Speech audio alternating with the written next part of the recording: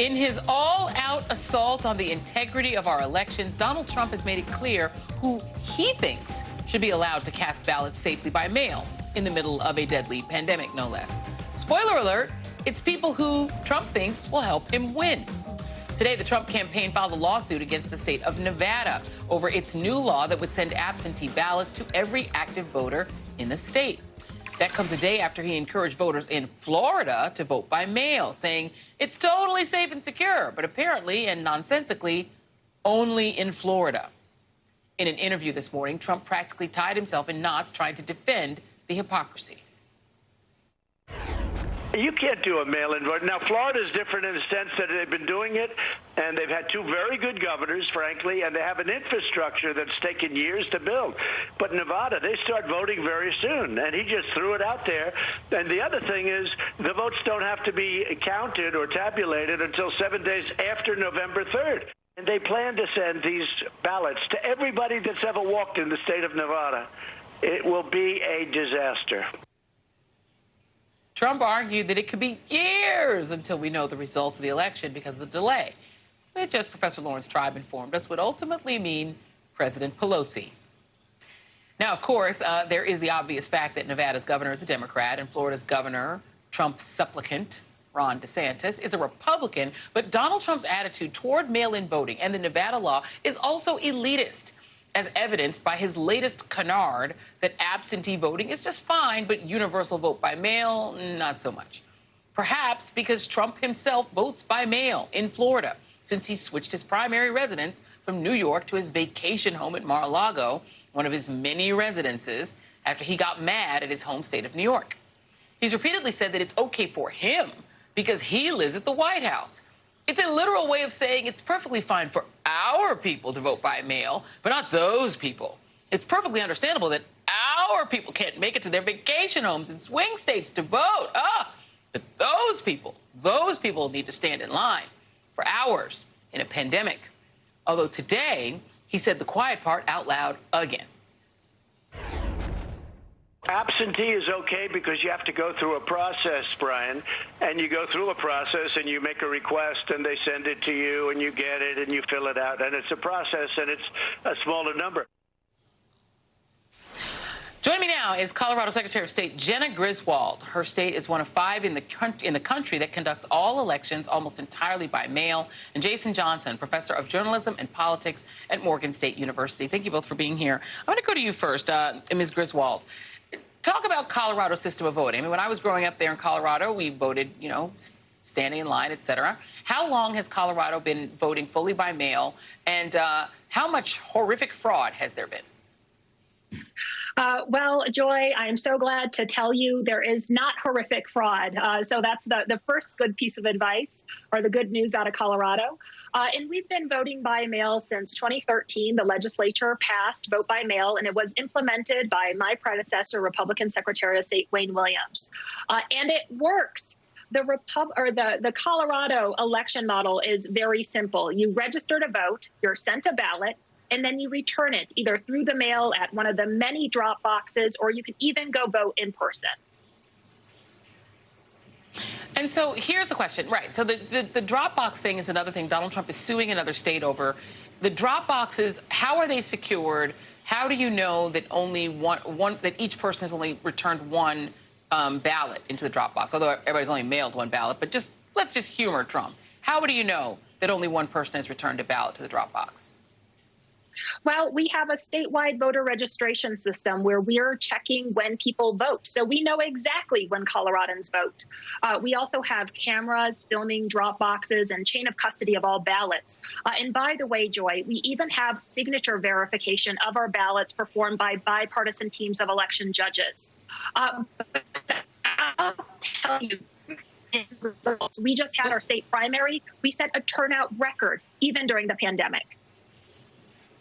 Yeah. And so, Jason, look, Colorado is not the only state that votes by mail. Hawaii has managed to do it for many, many years. Oregon has managed to do it. Utah has managed to do it and elect Republicans pretty much every state office. Washington State has managed to do it. All these states do it. And just having worked on elections, worked on election campaigns in Florida, I can tell you the people who mostly vote by mail, at least in my experience in campaigns, it's Republicans. So Yes. it seems to me a little off-key for Donald Trump to decide that this is the hill he wants to die on, that voting by mail is bad. Mostly Republicans and wealthy people and people who have 2 and 3 homes. That's who votes by mail. And older people, seniors, that's his people. Yeah, Joy, you would almost think that the president doesn't know what he's talking about. He's just a pathological liar that wants to create chaos so that people don't vote. Could be that.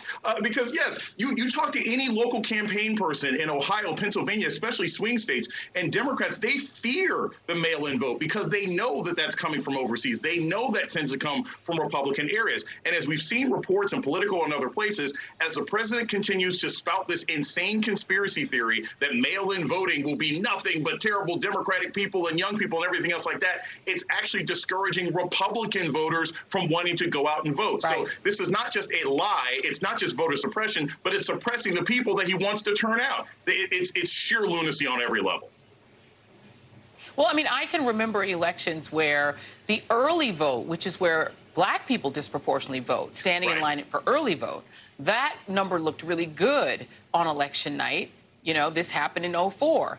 But then once the absentees started to pour in, a lot of those are military voters. A lot of those, again, are snowbird-type voters, older voters. Those can overwhelm and sometimes push the election toward Republicans. So it is strange for Donald Trump to be choosing this hill.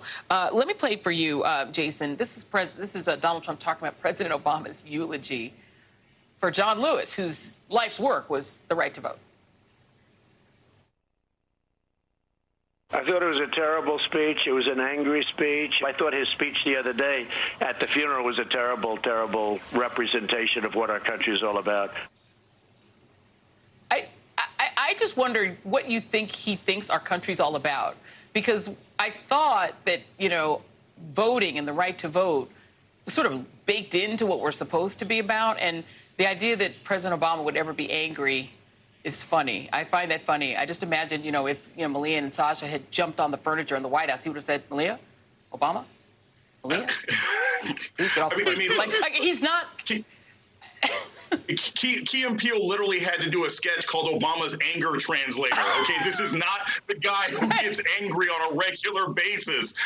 But I would go further. I don't even know if you quiz Donald Trump if he remembered who the funeral was for, because he said he doesn't remember John Lewis because he didn't show up to his inauguration. So, you know, this is the typical projection of this president. He has not been encouraged or invited to any state funerals, to any passing of George Bush or John Lewis or John McCain. He's basically been blocked out of every single club for every single statesman this country has had since he's been in office. So, of course, he's saying it's an angry speech, because that's a projection of how he feels that, again, he can't get into the club.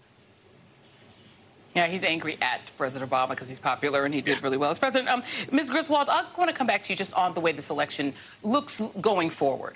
Do you anticipate it being more chaotic than usual? We know the mails are being slowed down, that there's some tinkering going on with things like that, that there's some gamesmanship going on among Republicans.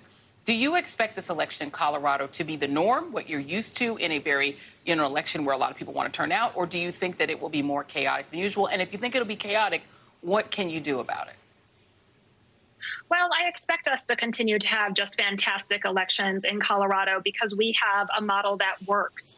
It includes in-person voting, early voting, online voter registration, and mailing a ballot to every voter.